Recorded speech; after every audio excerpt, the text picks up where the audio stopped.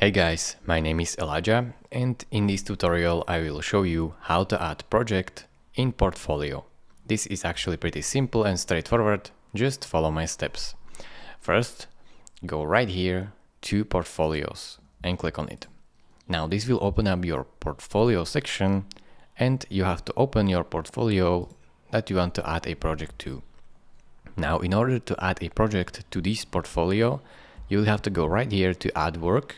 Click on it and it will open up this panel where you can see your project.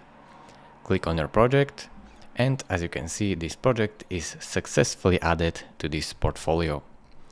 This is pretty simple, as I said. You can also add another project if you want by clicking again and clicking on your other projects right here. You can also create a new project from here or even create a new portfolio.